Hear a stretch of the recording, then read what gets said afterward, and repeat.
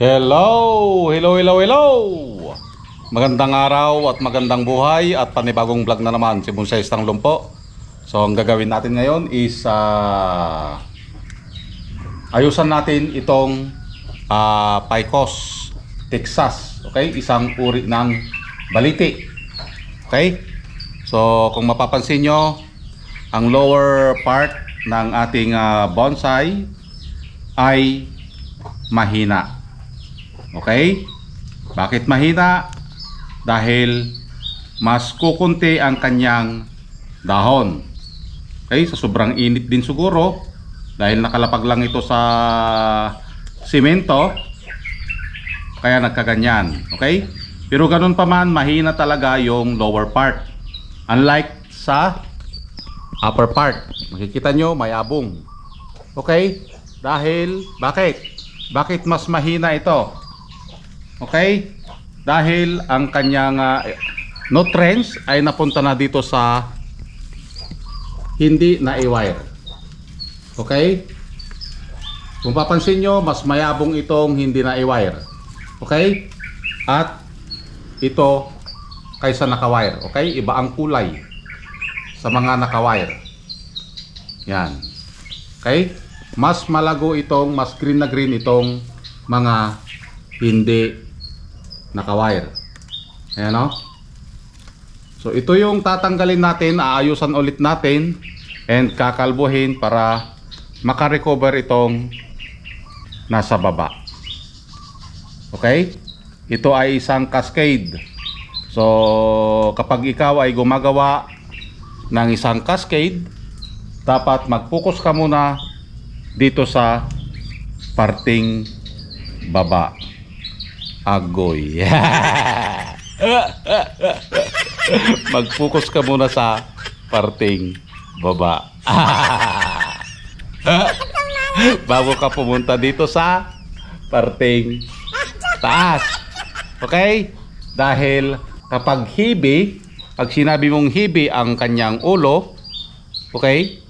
Maraming dahon, ang tendency nun, mahihirapang lumarga ang nasa baba. Okay? Kaya ang gagawin natin ngayon is i-control natin dito sa parting taas. Agoy.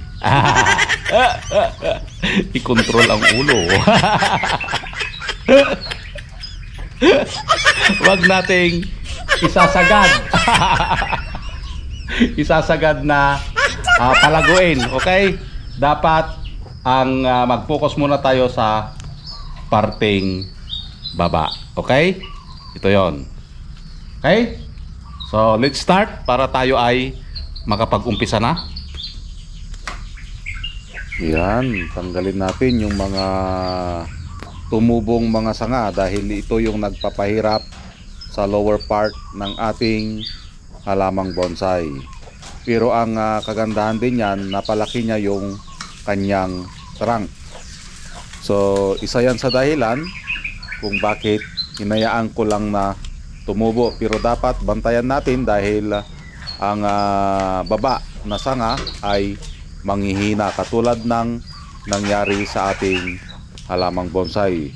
Humina siya, nanilaw ang dahon, nalagas yung dahon, kukunti ang dahon. So ibig sabihin malakas na masyado yung mga hindi naka-wire. So yun ang umagaw ng nutrients dito sa lower part ng ating halamang bonsai. So kalbuhin na rin natin at i-wire yung mga tumubong mga sanga na hindi na i-wire. So yan guys, natapos na nating kalbuhin. Okay? Hindi naman na totally na kalbo, magtira tayo ng mga kunting dahon niya. Okay? So nagputol tayo dito kanina. Ito yon, naputol natin na sanga. Okay? Para maging tapered. Okay, masyado na kasing malayo yung malaki. Okay? So dapat yung sanga dito sa parting taas ay tapered pa rin. Yung tapered, yun yung sinasabi nating malaki tapos paliit ng paliit. Okay? So yung mga hindi na wire, yung mga tumubo na hindi na i-wire, i-wire na rin natin. Okay? So let's start ulit.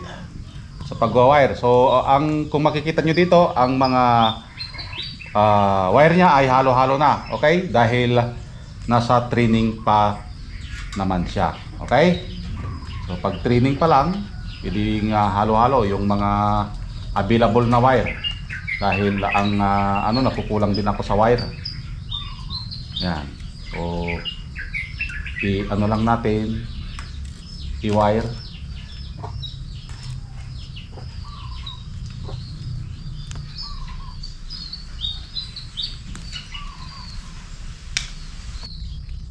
Pagkatapos mong mai-wire, ayos na rin natin para magandang tignan.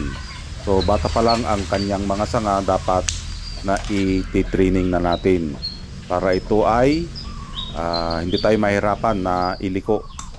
Yan, so antayin natin ito na kumapal ng kumapal para maging bonsai.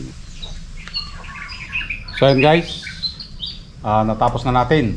So ipapakita natin yung kanyang itsura, okay, ng malapitan dahil ang ating camera ay malayo.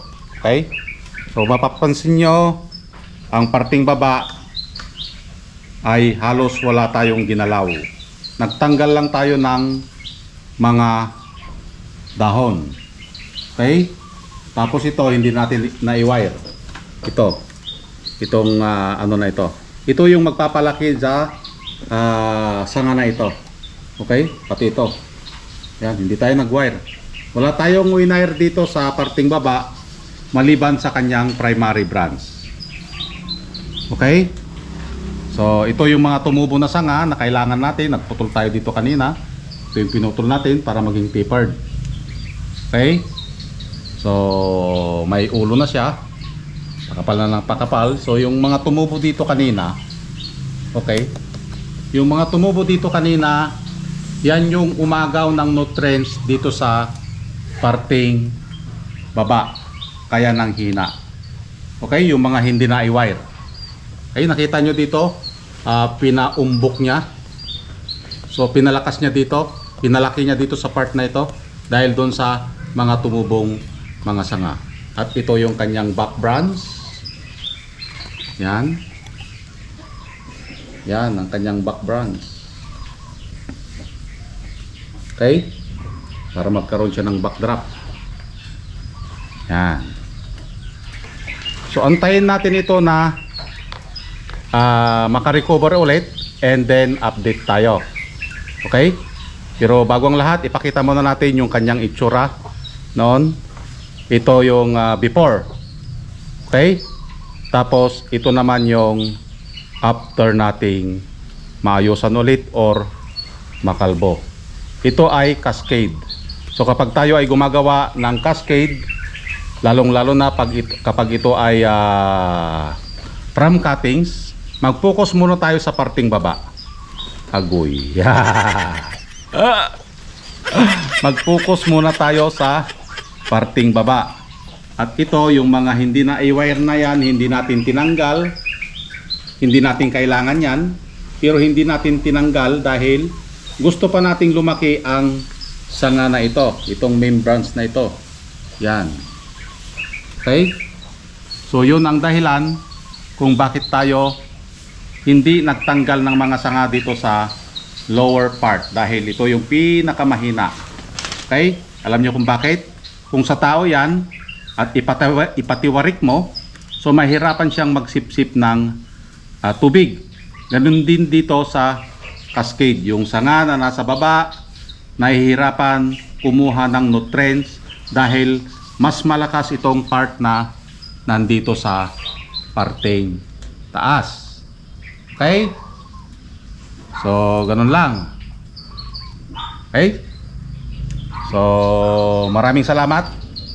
At nakarating na naman tayo sa dulo ng aking video. Hanggang sa muli, kontrolin ang ulo. Hindi natin sinagad. Okay? Dahil mas malakas ang ulo sa part ng ating bonsai. Hanggang sa muli. Bye-bye.